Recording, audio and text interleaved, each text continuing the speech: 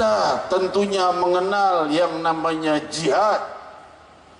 Namun kita harus tahu jihad itu seperti apa. Jangan bicara jihad kalau emosi itu setan, bukan jihad namanya. Hadirin hadirat, beda antara emosi dengan jihad. Kalau seandainya jihad, Rasul bilang jangan memukul wajah, jangan menyerang wanita dan anak-anak, jangan menyerang yang tidak bersenjata, jangan menyerang yang tidak menyerang. Nah, itu namanya jihad. Kalau kita tidak diserang, haram kita menyerang orang. Itu untuk yang di luar Islam, apalagi yang sesama muslimin. Rasul sallallahu alaihi wasallam itu adalah orang yang cinta kepada seluruh makhluknya Allah. Kepada sesama manusia cinta, dan Rasul ingin umatnya mencintai manusia, dan belum sempurna iman seseorang sebelum dia mencintai manusia satu sama lain. Jika seseorang mencintai muslimin saja, tidak menyayangi orang-orang yang di luar Islam, maka belum sempurna imannya seperti Sayyidina Muhammad. Ya, tidak ada yang bisa imannya sama seperti Nabi Muhammad tentunya. Tapi paling tidak kita mengambil sebutir saja daripada mutiara-mutiara keindahan budi pekerti Nabi Muhammad, dari rahasia kemuliaan Isra wal Mi'raj Nabi Muhammad sallallahu alaihi wasallam. Hadirin hadirat, siapa yang paling ingin orang non muslim masuk Islam? Siapa? Tentunya Rasul sallallahu alaihi wasallam. Tetapi Rasul justru lemah lembut pada orang-orang yang non muslim itu. Seorang Yahudi pemuda datang ke rumah Rasul, bilang mau tinggal di rumah Rasul. Kalau orang-orang zaman sekarang mungkin, ngapain kamu non muslim, najis, masuk rumah saya sana pergi. Enggak begitu akhlak budi Sayyidina Muhammad. Yahudi diterima oleh Rasul. Tinggal di rumah Nabi, makan sepiring dengan tangan Muhammad Rasulullah, jari-jarinya bersentuhan dengan jari-jari Nabi,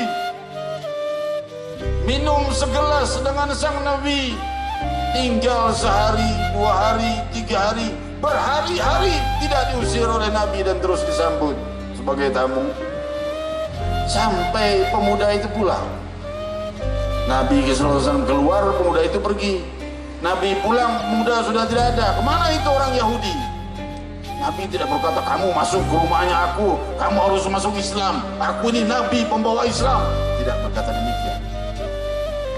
La ikraha fiddin, tidak ada paksaan dalam agama. Maka hadirin hadirat, Rasul malah apa yang diperbuat, bukan bersyukur, syukur dah Yahudi udah keluar dari rumah gue, repot ngurusin Yahudi. Enggak, dikejar ke rumahnya. Barangkali ada salah di rumahnya, atau kurang jamuan, atau apa, datang ke rumahnya. Didatangi ternyata sakit dan sakaratul maut. Rasul baru berkata, la ilaha illallah, ucapkan. Anaknya melirik bapaknya, diizinkan apa tidaknya mengucapkan la ilaha illallah. Bapaknya Yahudi juga. Bapaknya tidak tega melihat budi pekerti Nabi yang begitu indah.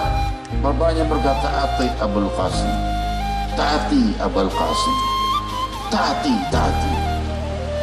Bapaknya tidak masuk Islam, tapi ngelihat budi pekerti kepada anaknya dan jasa besar, anaknya udah tinggal di rumah Nabi, yaudah taati aja Abul Qasim. Maka ia mengucap la ilaha illallah Muhammad Rasulullah.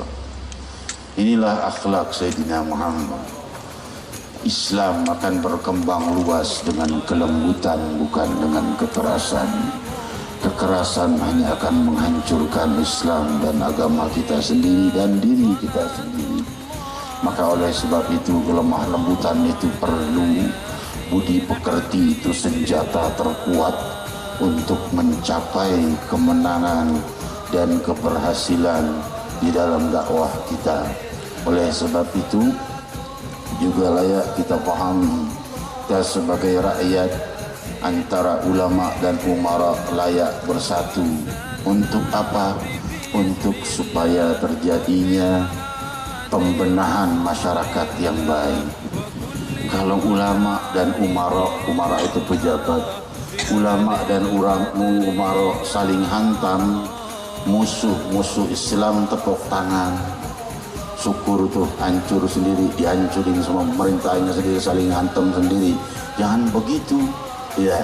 Kalau umara kita punya kesalahan, maka coba ajukan kepada gurumu kepada gurunya, sampai kepada guru-gurunya yang punya hubungan dengan orang-orang yang para pejabat itu, untuk menyampaikan bahwa hal ini salah dengan baik. Itulah akhlak Sayyidina Muhammad. Demi Allah, jika beliau hidup, itu yang akan beliau perbuat.